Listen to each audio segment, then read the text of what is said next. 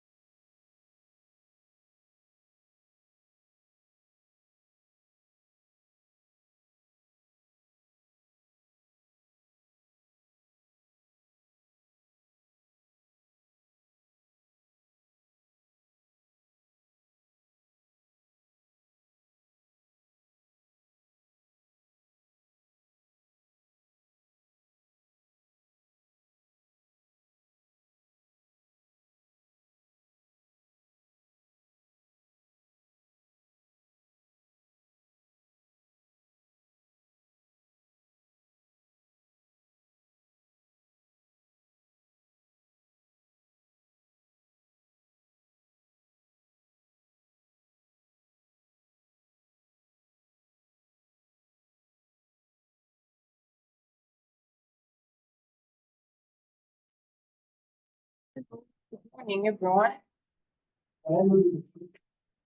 I hope everyone is well. Thank you. Thank you for joining us this morning. We'll be having our Career Essentials Future of Work session as per every week. I see one of our facilitators is already on the call, Dora Atwanjede. Thank you for joining us this morning. Please allow us to wait a few minutes kindly, just so we have maybe 2 more participants join in so that we can have quorum and start. So we'll start at exactly 5 minutes past 11. I hope that is okay with everyone. That's okay. Thank you so much.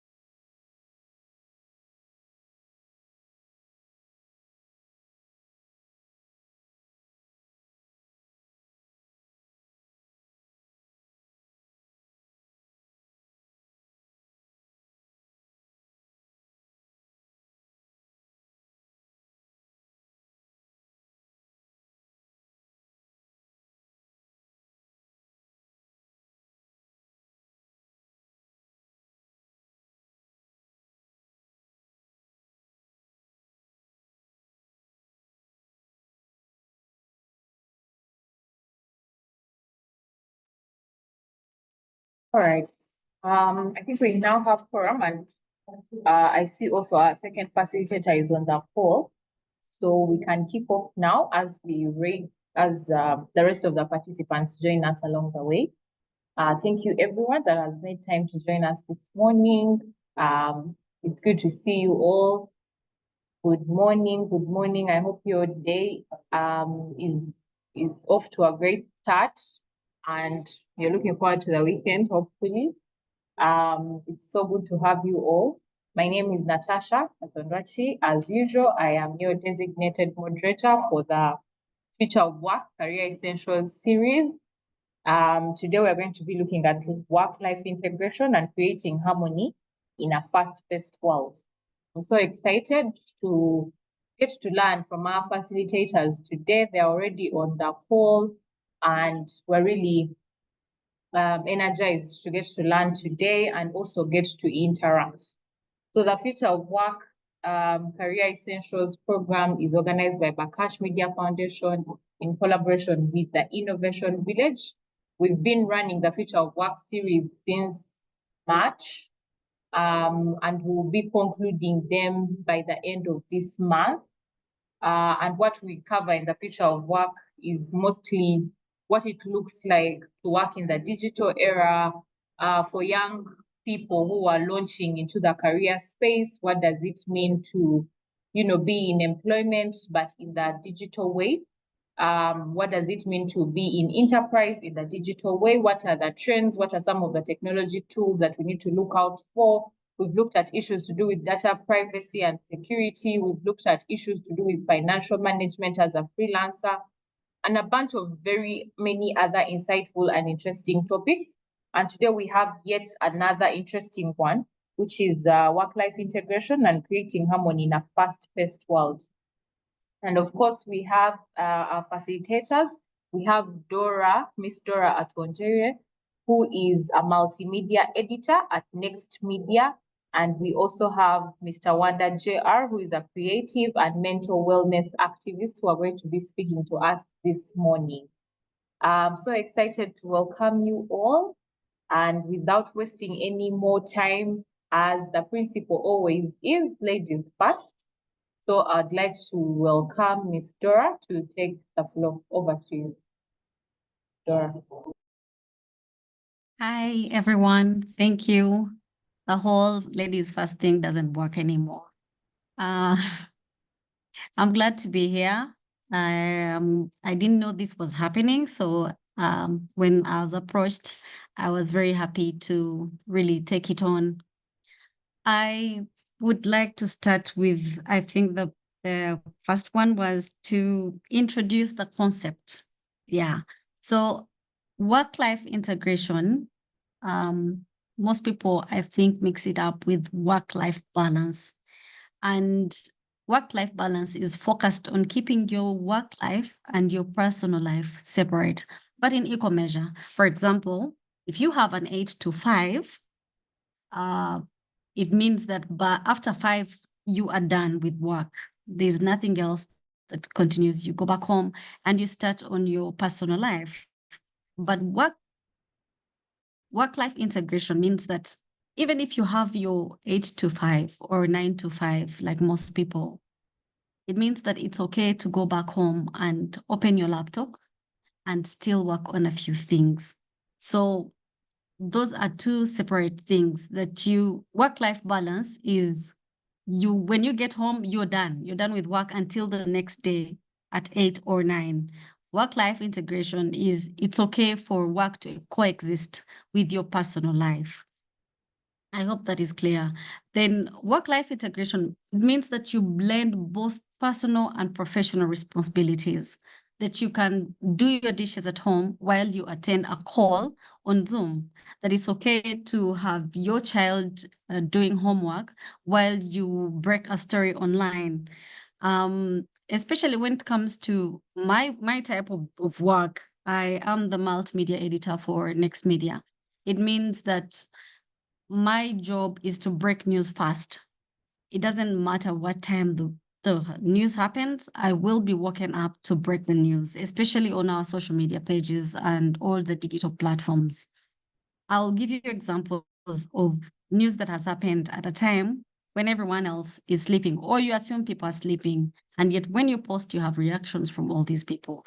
The number one story, I think, was Katol Wama. Katol Wama died, I think, a few minutes, either to midnight or after midnight. And I had to wake up and drive to the clinic where he had been dropped to confirm his death. So imagine something like that if you switch your phone off at 5, it means that there's nothing else happening after that. It means that Next Media or NBS will go late to break the news. The other piece of item that happened was Magufuli's death also happened in the middle of the night. It means that I had to wake up, make phone calls to Tanzania to confirm the death of this person. If you decide that for you, after 5, you switch off and nothing else happens, there are certain careers that might not be good with that you might not pull off certain things if you decide that for you, it's work-life balance and not integration. Now, the largest advantage about work-life integration is flexibility, that people can count on you, that your job can count on you. I think most of us experienced this during COVID, that someone would call you and you are on the other side of the phone and you're ready to work. Because if anything, no one was moving. Okay, apart from, of course, the essential workers. But imagine at a time when no one else was allowed to go to office or to switch from one place to another, and work had to be done. For me, work life integration is about working work and not working time. Work Working time means that you have your 8 to 5. You work time. You report at 8, you leave at 5. Work integration is working work. That any minute you're called upon, doesn't matter where you are, you will you pull up your laptop and you start working from anywhere. So this is the new work-life integration is the new work-life balance, because work has to be done regardless of where you are. You have to find a balance where you say, it's okay, I am fixing lunch for my child, but you know what, I can take this work phone call while at it. Yeah, so we can coordinate schedules between our work and our responsibilities as human beings. When on the flip side of things, you must have boundaries, that you have priorities at that time. When you are at work, there are some workspaces that, for example, do not allow phones, that you cannot work with your phone on your desk. Now, at that time, you have to create a boundary and say, you know what, from 8 to 5, I am not allowed to be on my phone. But also, when I leave at 5, please do not expect me to pick phone calls from work. That's striking a balance between your work and your personal life. But for places where it's okay to pick a phone call from your from your child's school, for example, if there's something that has happened to a child and you're at work and they are able to reach you, that's work-life integration. Work-life integration is not just on the one side of when I'm at home, I can work. No, it also means that when you are at work, you can be able to step away for a minute and fix a personal issue.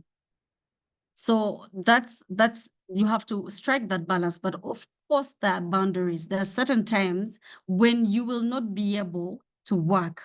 That's where the teamwork comes in, that you're able to delegate your work so that the integration is there, that even when I'm not available to do the whole work-life integration, there's someone on the other side, there's someone on my team that will be able to wake up and do the work.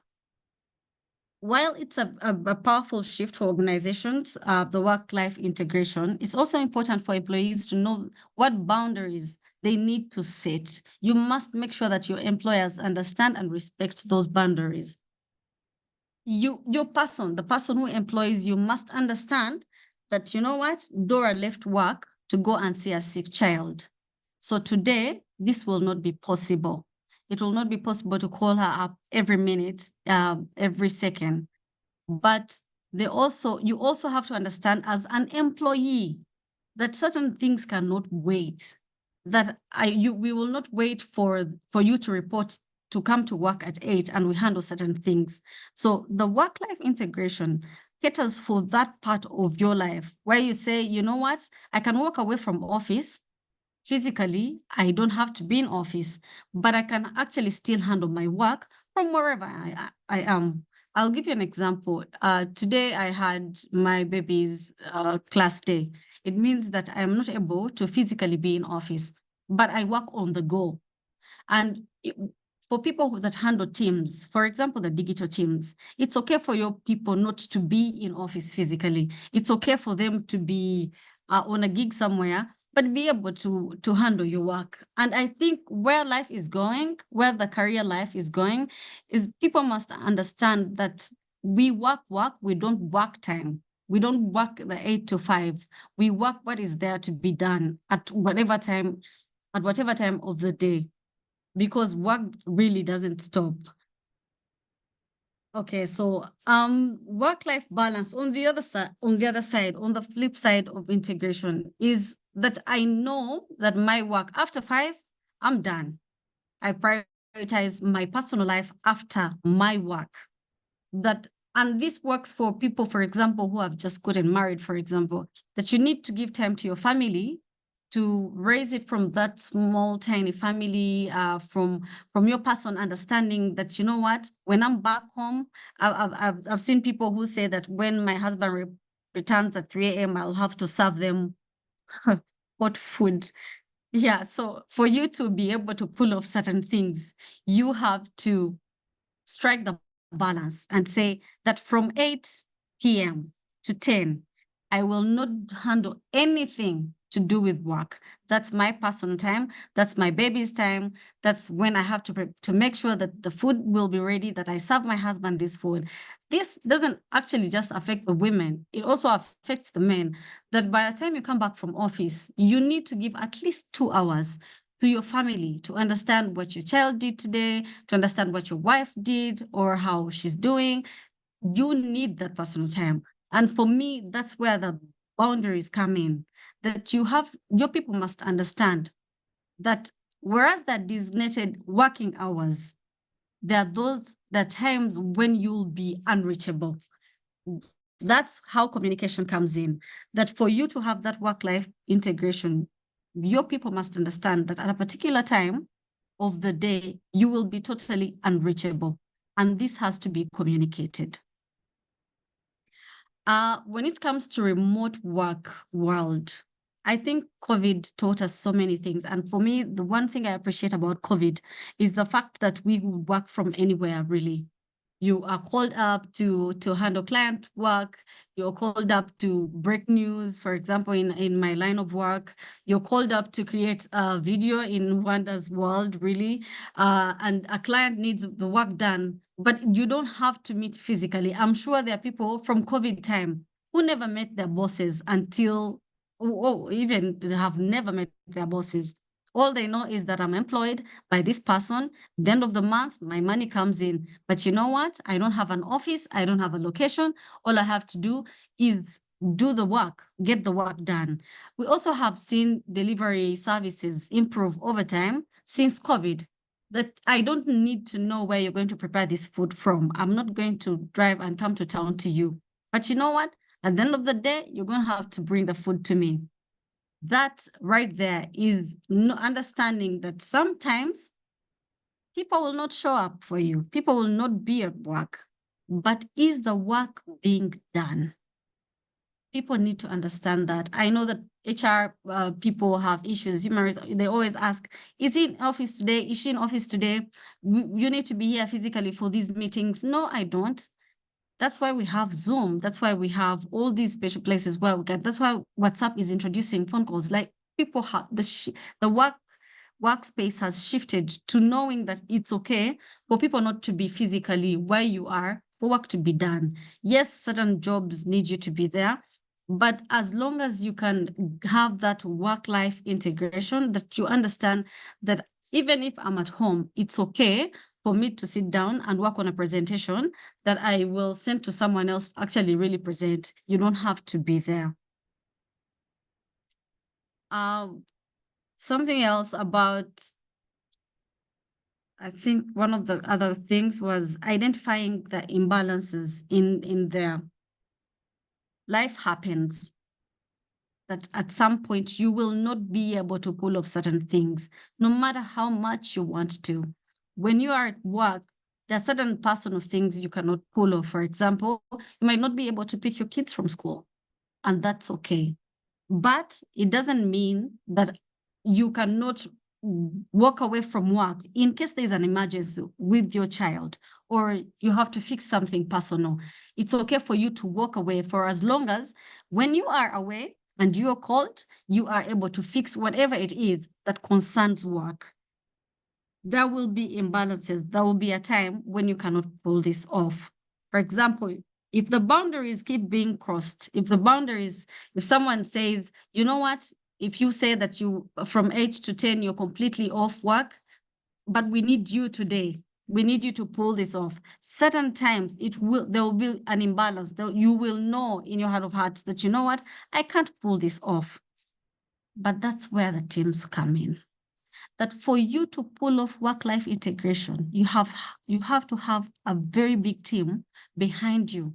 You have to have an understanding employer that they know that if she says she cannot pull it off, she's not lying. She's not going to the bar. She's not going to hang out. She will probably handle it later or will delegate this work to someone else. And it's okay.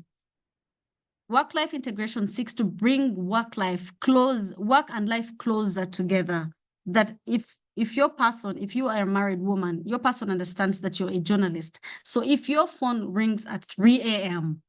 and it's work, it's okay for you to walk away from the bedroom and go to the sitting room and fix that situation. It brings work and life closer. There will be imbalances. People will be uncomfortable. No one wants to wake up at 3 a.m. to break news. But you know what? Because we are trying to bring our life and work closer together, we have to know that certain things have to be done.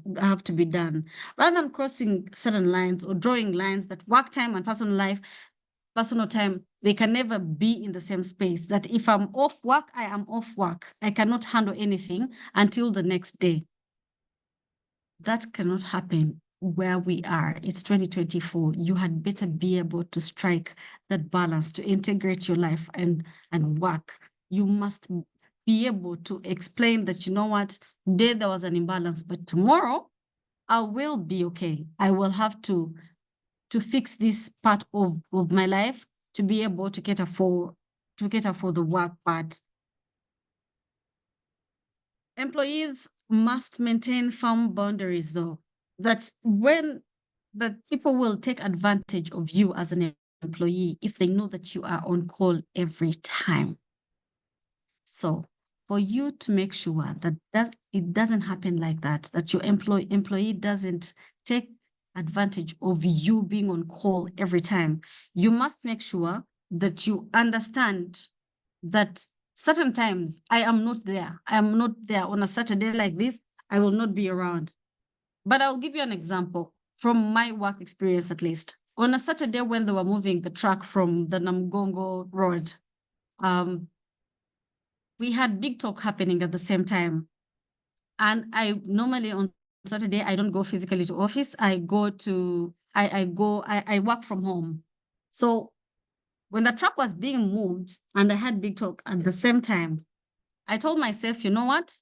Let me use one of the platforms, Sanyuka, to broadcast the truck being moved. While on next radio and NBS, we'll have big talk. Now, while doing all that, I had to make sure that my kids are doing their homework and they're okay and they have eaten. So all that is happening at the same time, but it's happening. Like you have to do it. You have in your heart of hearts, you have to know that I will identify what needs to be done. I will identify the time it needs to be done, and I will put in place things that need me to do this work. Yeah, you prioritize certain things that at this time, I'll make sure that my kids are okay. But while at it, I'll make sure that people know how the truck in Namgongo is being moved. Now, there are certain things that you can do. For example, for people who say, I can't come to office on Saturday, but I also can't, I have to be at blankets and wine. Yeah, but there's work to be done. You learn to use what you have to get work done. For example, phones. Don't say, no, I'm not carrying work on phone. I'm not joining that WhatsApp group because you know what? I have to be at blankets and wine, for example. I have to have fun on a Saturday. It does not kill you to be at blankets and wine and actually check your email for a minute. It does not hurt to be in a bar, by the way, after 5, chilling with friends, and you reply to an email. It doesn't hurt. It's not like your life is there with you all the time. It's parts of your work. It's parts of the small bits of work that you can pull off from wherever you are. That there are certain strategies in your life that you'll have to put in place for you to bring your work closer to your life. For example, if you are not the person who carries around laptops all the time, I see men breaking with all these backpacks, buy a tab. Make sure that your work can be carried around anywhere. Make sure that you put certain things in place. Like I said, a good team in place, that even if you know that at a certain point you can't handle work, there's someone backing you up. Yeah. Prioritizing well-being. At the end of the day, if you are not mentally okay, there's nothing you'll be able to do. So if you feel that there's nothing your work is doing in your personal life, then do the work-life balance. But if it's okay with you, if your mental health is going to be okay with you working, for example, remotely, with you being able to fix a drink for your child and also work on something, then it is also okay. For me, I believe that if you are not mentally okay, if your work stresses you to the point of, no, I cannot pick this phone call because I know my boss is going to tell me to go and run an errand for him, then you're not supposed to be in that workspace in the first place. If you do things that you don't like as a human being, as a person, then they will affect your output at work. They will affect your productivity. So for me, it's mental health first. If my mental space is not okay with me bringing my work home on a particular day, I'm not doing it. So you have to take care of you first. Then also time management. Tell yourself that I'm always at work at 6, and everyone keeps saying, Dora, how do you pull this off? How are you at work at 6 every day of the week? And I keep telling them, I wake up at 4 and by 6 I'm in office. But my boss knows that if I say I am walking away at 2 p.m., I've put in the work. I've put in the time, but also I'm not working time. I'm working work, that whenever you call me up, I'll be able to pick and tell you, this is how we fix this. This is how we break this news. I will be reachable even when I'm not physically in office. So all these strategies work. Then creating an action plan. When you get back home, there are certain things you will not be able to pull off. So schedule your work according to the time you have and what you can pull off. If you don't have that action plan, that you know what, this I can only handle when I'm at office. For example, if it involves walking to people's offices, if it involves having other team members present, then you know that this can only be done in office. But if there are certain things that you can pull off without being physically in office, my God, pull that off. It helps you. It helps you. It makes your life lighter. It's if you can do it from home, I don't see why you have to go to office. For me, that integration is what people have to live with now, that I can pull this off from anywhere. I think that's it from me. I've run out of time. I will let Wanda take over. Wow, thank you so much, Dora. This has been a very interesting and insightful conversation. I like, how passionate you sound about this whole life integration. And also for me, what I did is that the work integration thing is two-way for both the employees and the employers. It's kind of like a fair thing. Like she mentioned that working, the aspect of working work and not working time. If your boss is if your boss is flexible enough to recognize that, for example, you put in the work and so you can move out at 2 p.m. to attend to a sick child, then you should also, I think, extend the same, fairness to be able to work on maybe something when outside of your work hours, but it doesn't happen often, but it's just an emergency that needs to be catered for. So my highlight is that, the whole work integration thing is two-way. You also touched on, the aspect of remote work, how work can be carried around, and the different aspects of the hacks that we can follow to be able to enable this. You also emphasized the importance of prioritizing your well-being so that you can integrate the work-life balance when your mental health is in check as well. So it's been such an interesting conversation, and I look forward to hearing the contributions or questions from the participants, because personally I've learned a lot. Thank you so much, Dora. We're going to have a Q&A session after the second facilitator. But also you can contribute to the conversation if there's any, aspect you'd like to add onto the conversation. It would be really helpful. So please take note of your questions. After the second facilitator is done sharing, we will use both the chat but also the mics to, pass on our questions. At this point, I'd like to take the honor to invite Wanda JR to give us his take on that topic. Over to you, Wanda. Thank you very much. I hope I'm loud and clear. Just to check on that, please. Yes, we can hear you loud and clear. Kawa. So first and foremost, I'm honored to be on this platform again. Shout out to you, Bakash.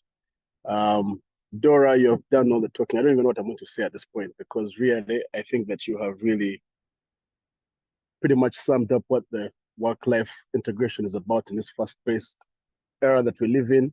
Me, I am creative. Amongst the things that I do, I'm not a creative. It's what I do. Part of what I do is being a creative, and I also like to venture into different things. But one thing that really struck a chord with me when you said, amongst the very beautiful things you mentioned, is mental health, which is something I'm very strong on. And if my mind is not kawa, then it will ultimately affect the output, the productivity, like you said earlier. So I think that is priority for me in my view, like you said as well, Dora, that mental health is key. And it's very unfortunate that we find ourselves in a space that really undermines our mental wellness and how we are. Because for me, I like to say that the answer to the world around you, the answer to the world around me is the world within me. The answer to the world around you is the world within you. So you can't give what you don't have. So many times we might obsess with the fruit, what we see with the eye, and yet there's so many deep underlying things that sort of manifest or reflect through the output and the productivity. So again, it's very unfortunate that we find ourselves in a place that really, really undermines mental wellness because of some the way we've been conditioned and many other factors. So I believe that once that is addressed on a personal basis from an identity standpoint, then it starts to reflect in the way that I prioritize, because most of these things we actually do know. And also because of the fact that we live in a very fast-paced era, it becomes very hard to strike that delicate balance, the balance between work and having your own personal life. Because if one gets in the way of the other, it's going to contribute to my dysfunction in a way. And then obviously I'd like to also mention one thing about also partly being a creative, that already by virtue of that alone, in this space that we find ourselves in, we are also undermined as creatives. So creatives are not looked at as a career. To be a storyteller or to be a film director or to be whatever, it's not respected or represented as much. I mean, now things are starting to change because the people are now taking it upon themselves to fight for that. But we sort of still live in a very old era that suggests that being a doctor, an engineer, a lawyer is the high watermark of human achievement, and which is the biggest bongo. I like to call it quencher. So, I mean, I'm not going against those professions. I mean, shout out to everyone that is doing that, but we are all supposed to be seen in equal measure. And by virtue of that alone, we're working backwards as creatives. And so that already now messes up the structure. I know now that already the structure is non-existent, because obviously striking a balance between the employee and the employer is paramount. Just so there's clear boundaries, because without boundaries, then they tends to be, again, it will reflect through the output. Because I like to believe that when there's a lot of mediocrity going on, it's because of those delicate things like the balance, knowing that there's time for self, time to refresh and rejuvenate and regenerate, and then get into the workspace and you're in beast mode. And I'm also a strong believer in that. But for partly being a creative and the fact that there's no structure to back that up, it makes it even more difficult. And even when you're dealing with clients and so on and so forth, it's almost like nonstop. In the daytime, you have to do this, you have to create. In the nighttime, you have to perform. Or in this, you're also the creatives, the clients, the way they tend to treat creatives is also very undermined. Like, it's very, it's not okay. It's not okay. So I mean, I had an issue with an agency a couple of days ago, and for them, it's almost like they've been wired to manipulate creatives. And fortunately, they came into contact with a guy that you don't just bully. You know what I'm saying? So, and they were shocked by that. And I told them, listen, I'm not just magically come into your radar, you know? So you have to treat me with respect. And so partly also understanding who you are identity-wise. I tend to, obsess with who I am and my mental wellness and what I stand for and my values that, it now reflects in the work that I put out. And so even the clashings that will come along with it, because most of us have been conditioned to be timid and modest. And I mean, it's different being humble and being modest and just allowing everyone to you can't say no, like that's another big issue that I come across, especially in our community. We are not willing to say no. We're not willing to set boundaries and say, right, listen, I cannot do this because of this, that, and the third. And your reasoning is understandable. It's not because you've been at blankets and wine and you just want vibes. It's like you actually have a reason why you're saying no. You know what I'm saying? Or there's some sort of boundary. If something has to be done and you're doing the best you can, and you're fully convinced that you're doing the best you can, then there you set boundaries, knowing that this is the time for this, because it's going to help me replenish, it's going to help me rejuvenate. Then I get into the space of work, and I'm working at full effect. So being a creative, again, we're working backwards. That's something that I wake up every day to try and demystify, that being a creative, being a storyteller, a poet, a dancer, a filmmaker, a cartoonist, a designer, those people are also supposed to be viewed in equal measure, just as the other professions. So by virtue of that alone, creatives tend to work backwards, which also now manifests through the addictions and mental health issues and the crisis. I mean, already in the workplaces, it's wild, But then for creatives, that's why you're seeing all through history, it has affected even the people that we look up to. I mean, if you look at the Michael Jacksons, the James Brown, the Whitney Houstons, the Kurt Cobain, and all these people, ultimately, that's what affected them because of lack of structure. And so here in back home, it is still not okay for creatives. But then structure for me is what I lean on to. When there's no structure, it affects. I mean, we live in a space where we're very goal oriented. We like things kagweda. What's happening now? What's there? What's this? That? You know what I'm saying? And that is an act of futility because it's very short sighted by nature of that alone. And so when there's structure, you're focused on systems. You're focused on the fact that you want to keep winning based on the structures put in place, which is something that I've really I like about that Atomic Habits book that I keep reading, that is very bent on systems as opposed to being goal oriented. And most of us, unfortunately, whether it's creatives or people in the workplace, in the 9 to 5 or whatever, we're very goal oriented. We're very kagwira. We're very chechidi. Like, what's going on? What's happening here? What are we doing now? Now. And yet, we're competing with systems that have been put in place where their actions and decisions are impacted by the next 8 generations. So you're asking in your head, how are you going to function with that? So when that system is put in place like that, that means there's a telos, there's an end in mind. There's how do we make because environment is key for me. Like, you have to create an environment conducive enough for people to perform at optimal levels. So again, the fact that we're living in a very rapidly accelerated, unprecedented culture, if these are not addressed, then it will still manifest in our mediocrity. It will still manifest in the mental health crisis. It will still manifest in the dysfunction in families and society and community and the addictions and so on and so forth. So the reason why I'm very bent on mental health is because there are many deep underlying factors that manifest through our output and productivity. And so many times we tend to dwell and obsess with how we're producing the work we're doing and how effective we are or non-effective we are based on what meets the eye, not being aware that there are many underlying factors that actually lead to that. There's a root cause, So structure for me is very key. Systems, and so on and so forth. I feel like really Dora has broken everything. I'm glad that COVID, me personally, I'm thankful for COVID. It was one of the spaces that really, helped revolutionize how I approached life because everything became digital. It like disarmed the methods that were very rigid in a way. And so now the power is to the people. You have the ability to work remotely from home. You have the ability to get the job done. But that's all predicated on my mental wellness. If I feel okay, that will translate to the work that I put out, and will translate through what the employer and the employee needs. Well, I'm very cognizant of that fact that, okay, I have to perform to get this to that, but the end goal is that, as opposed to now, just do this. Don't just go in blindly. Don't say no.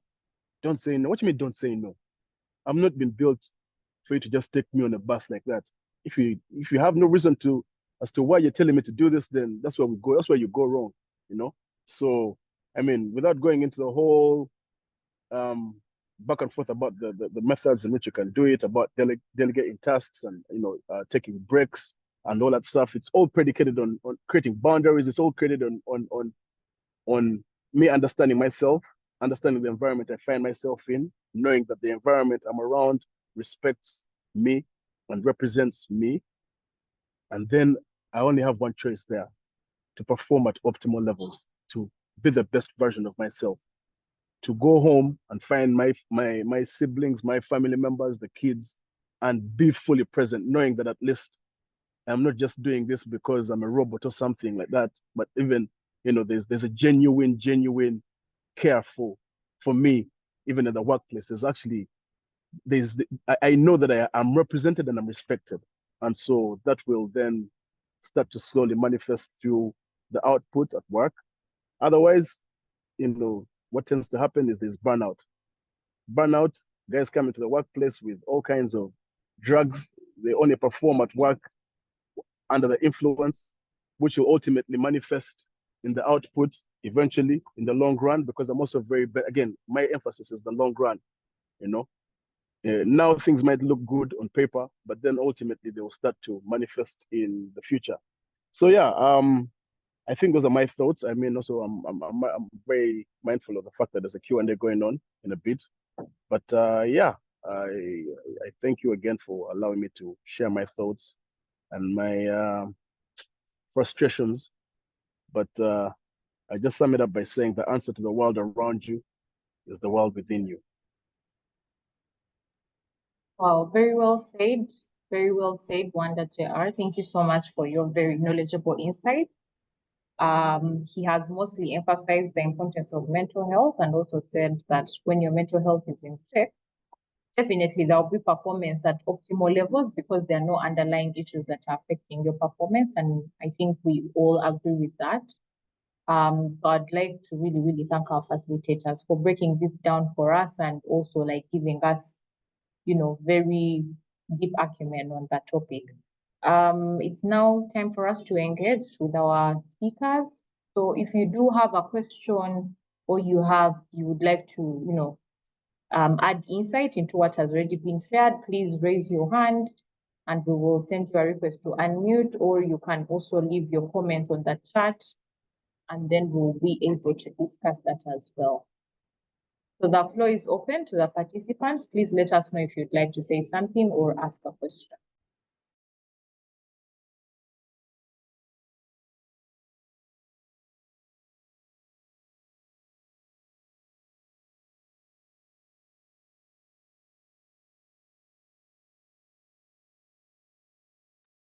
Okay, someone is saying on the chat, thanks Wanda JR for the info. That is from Hassan. I also saw a hand up, I think, but now it's down. Okay, Akampa Belinda. Please unmute and speak to us.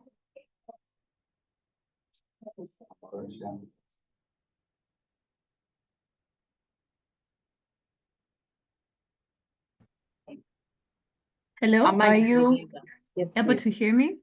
Yes, we can hear you loud and clear. My name is Belinda Amanya, and my question would be, when do you decide to go at one extreme end? For example, it is work-life balance, but when do you need to say work pause entirely and look at, let's say, life? Because I have met people or I've been at spaces or points in my life where I'm trying to balance the two, but in all honesty, I need to put one aside and maybe concentrate on the other.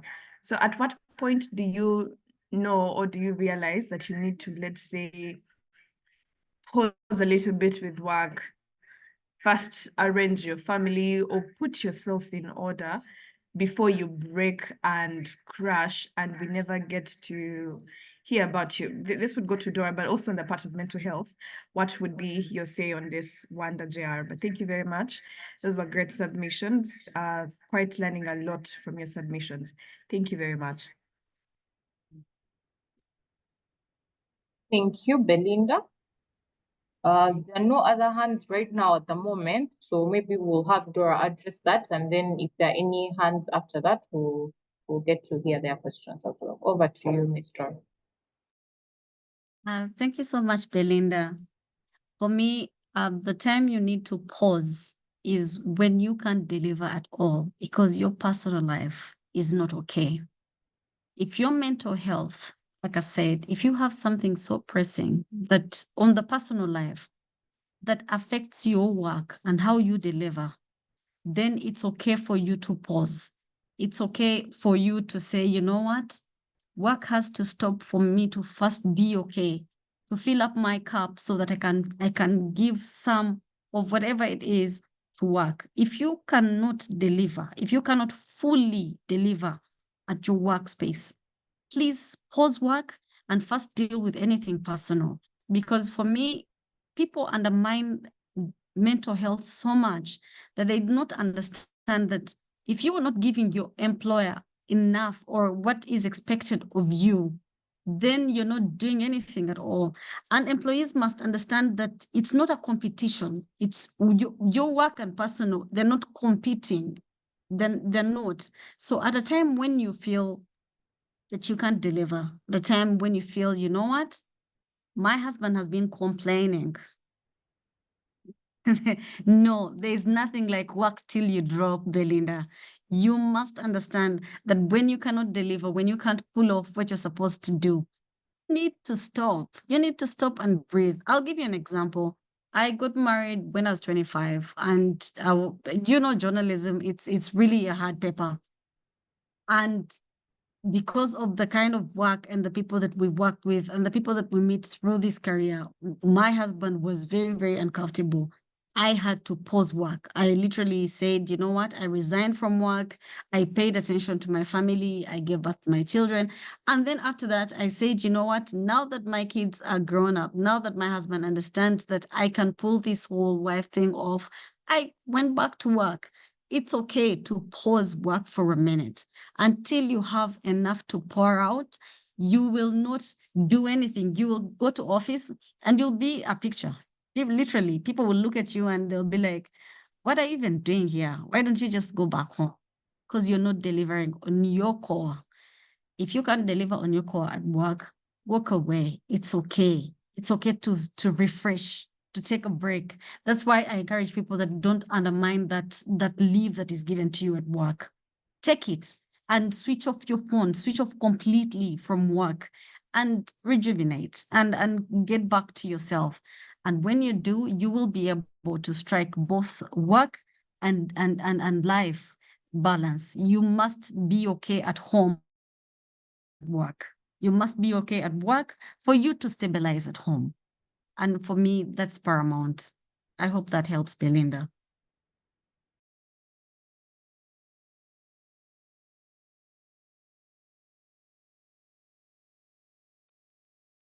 Okay. Belinda left a comment on the chat. She said, wow, you're the real queen. You deserve your flowers. Thank you, Dora. That's helpful. So that goes to say that our question is answered. Thank you as well, Belinda, for your question and your contribution. Any other questions or additions? Anyone else has maybe an opinion or question they would like to pass on to any of our facilitators? I think Ivan needed to say something if he can unmute. Yes. Then there's Paul.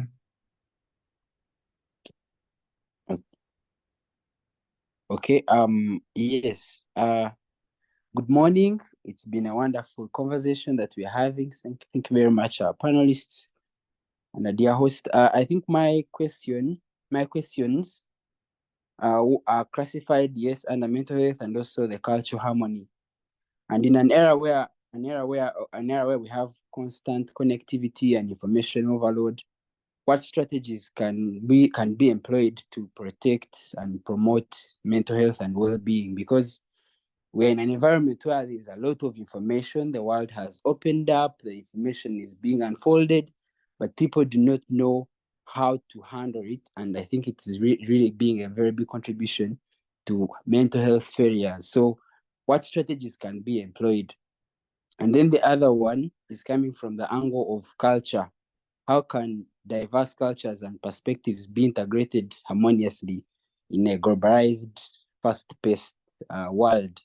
Because I realize we all come from different cultures. Some have an influence from the outside Western world, but all those combined, at times there's miscommunication and language barrier in that kind of way. So how can we integrate? How can they be harmoniously integrated so that they can go on together harmoniously in this fast-paced world? And then the other one, also, I've been kind of having interaction with a number of young people, and some of them seem to come from the angle of being limited, self-limitation, them being limited by just themselves. And I think it is something also that contributes to them being affected mentally. So in what ways can we, as young people, but also people who are in that kind of cluster of feeling self-limited, what ways can they be able to overcome that and be part of a conversation that will lead them to grow together? Thank you very much.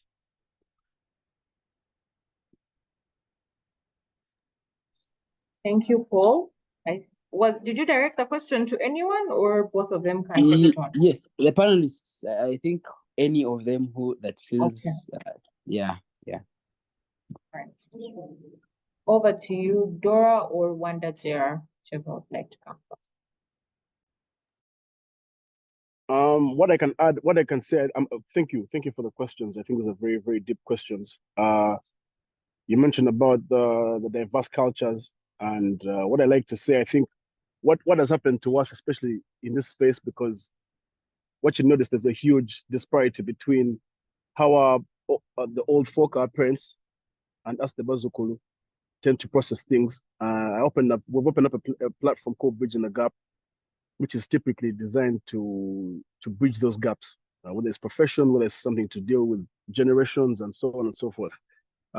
So for me, I think it's what actually trickles into how we need to handle what we're consuming.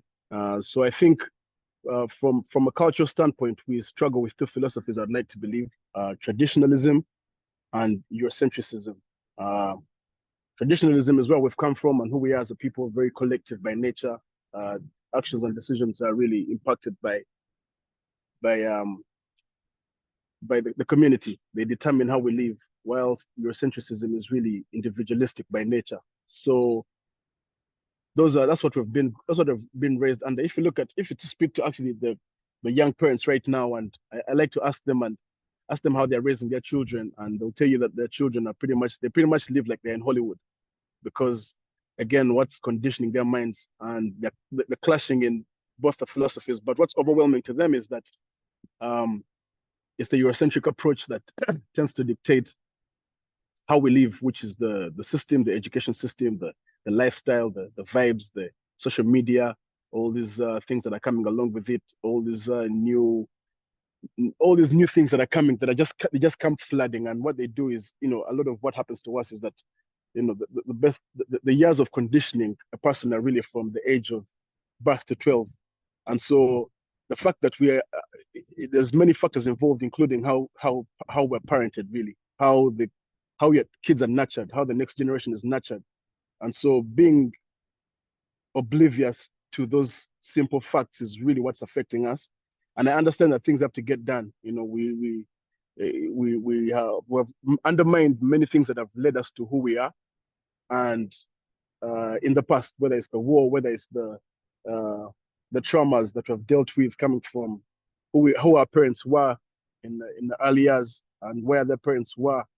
I was speaking to a friend of mine and we're like, have we really understood the fact that as Ugandans, we are still trying to navigate around the poverty trauma and all these things really. So again, we can obsess with what's happening on paper and then we undermine who we are. And for me, really, I'm making it about, it's almost like my responsibility, which is sort of manifesting through my art, to understand who I am traditionally.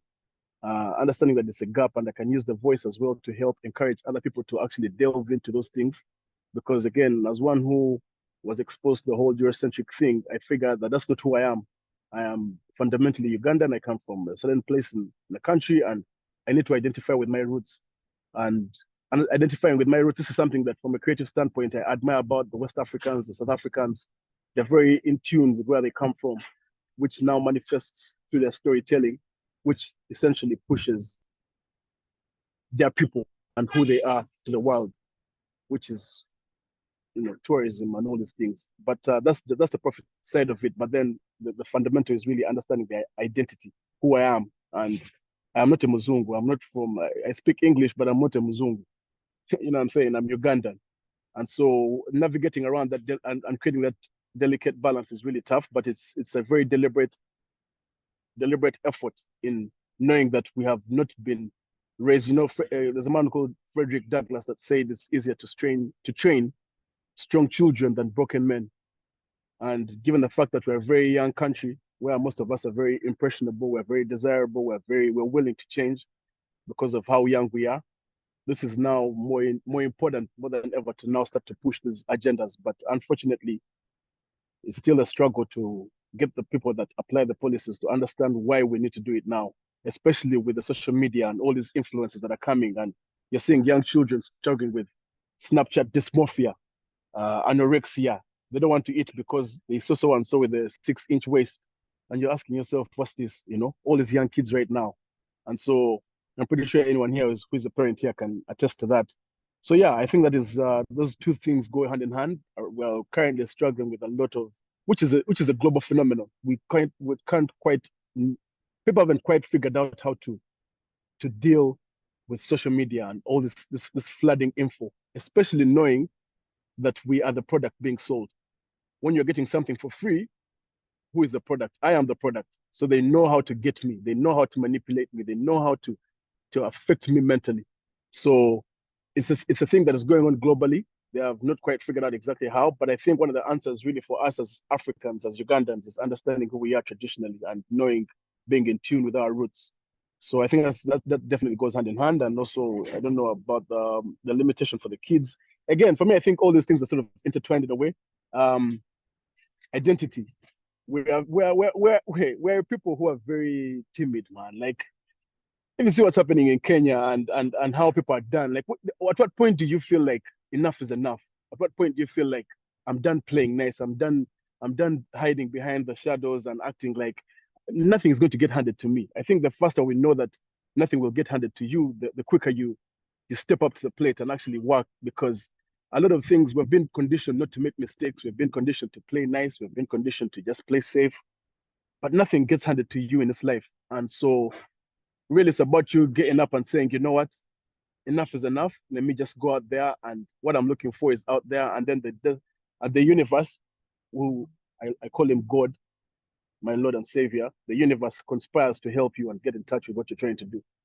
I think that's really it in a nutshell.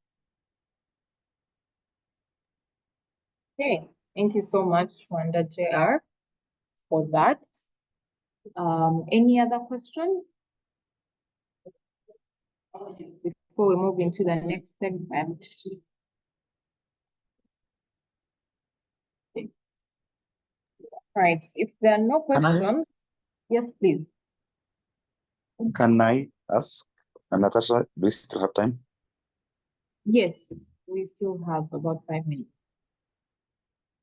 All right. Thank you so much, Tash, and our dear trainers today. First, for honoring our kind invitation. Wanda and Dora have been part of our community for some time. We've hosted them before. and it's always a pleasure having them back to share their great insights and knowledge to our community. Mine is simple. I think Dora talked about it on how we have to prioritize competing demands from work and also personal life. And she talked about the boundaries you set between work and personal life. But I would like maybe for her to talk about more on how you measure success in work-life integration, or maybe what changes would you like to make moving forward, and why it's okay. I've really done this well. Okay, the measure of success between work and life integration is something maybe I would like her to talk about more. Thank you so much, Natasha.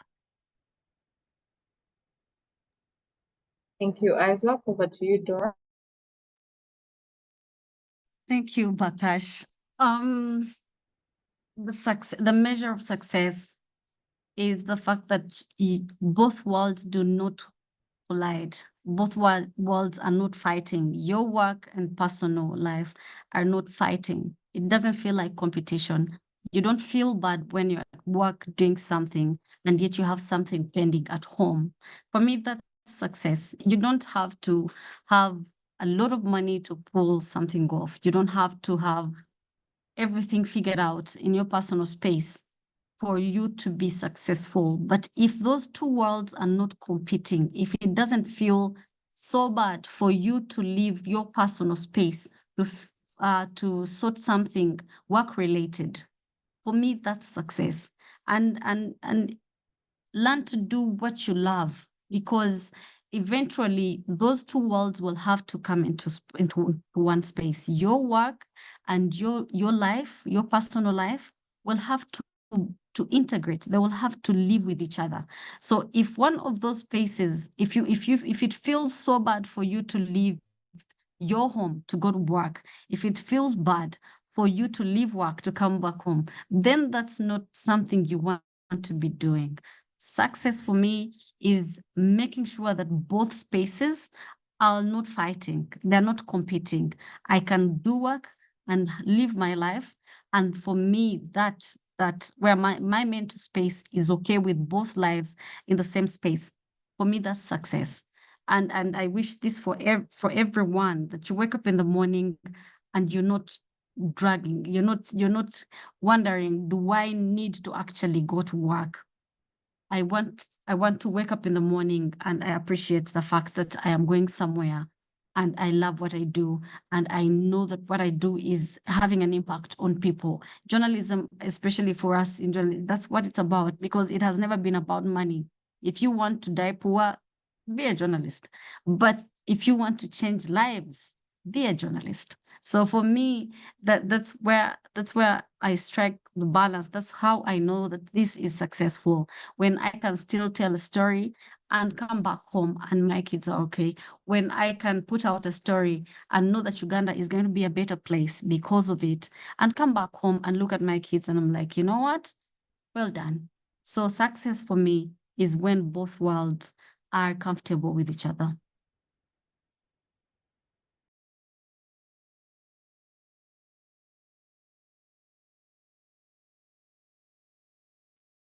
All right, thank you so much. The eyes are clapping, so that's very clear. There is no competition between your personal life and work. When you're comfortable with both, that's when you've achieved balance. Very well said. Thank you so much, Dora, for that insight. And thank you as well, Wanda JR, for your for sharing your knowledge on the topic. So we're going to request you to please don't leave us yet. Kindly stay behind for a bit. The participants are going to fill in a very quick poll, and then we'll take a group photo. So I'm going to request those who are able to turn their cameras on to do so in the meantime as we fill in the poll, so that after that we can take a quick virtual photo. So if you look at your screen right now, I've launched a very quick poll. Should not take even more than 3 minutes, really. We would just like to gather some feedback so that we can for the remaining weeks for this Future of Work series, we can be able to curate topics and content that are relevant to you in the line of the Future of Work under the Career Essentials program.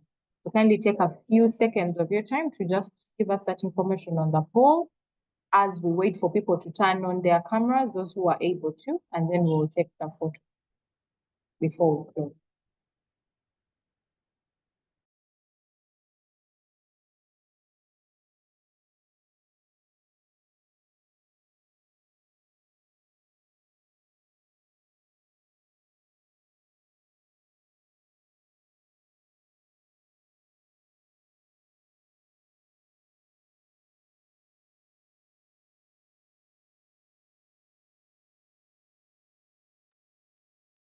Those who are able to, kindly turn your cameras on. We're getting ready to take a virtual photo.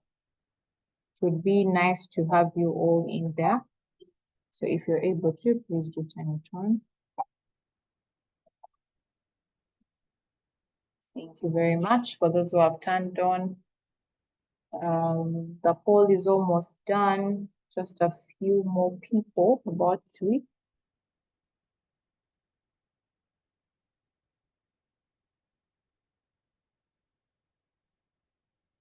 Thank you. Good to see you guys. Those who are turning their cameras on.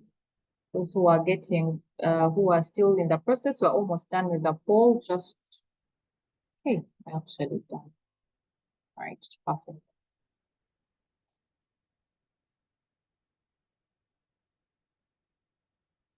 Okay, I think we'll go with the cameras that are on for purposes of saving time, because it's now 8 minutes past midday. I don't want to keep our facilitators so long. So on the count of 2, 1, please smile. Got it. Thank you so much. We'll be having some physical sessions in the last 2 weeks of July. We will be communicating the venues very, very soon on our social media pages, but also on the WhatsApp group.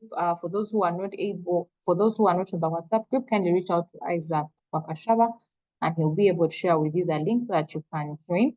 We would absolutely love to have you at our physical sessions that we're going to have as a close for this series that has been going on for the last 3 months. Thank you so much for joining us this morning. A very, very big thank you to our facilitators, Dora and Wanda JR. Thank you so much for your time, and most importantly, for your very deep insights. Thank you, the participants, for making it a point to always join us every single week. See you next week, same place, same time. Bye. Enjoy your weekend.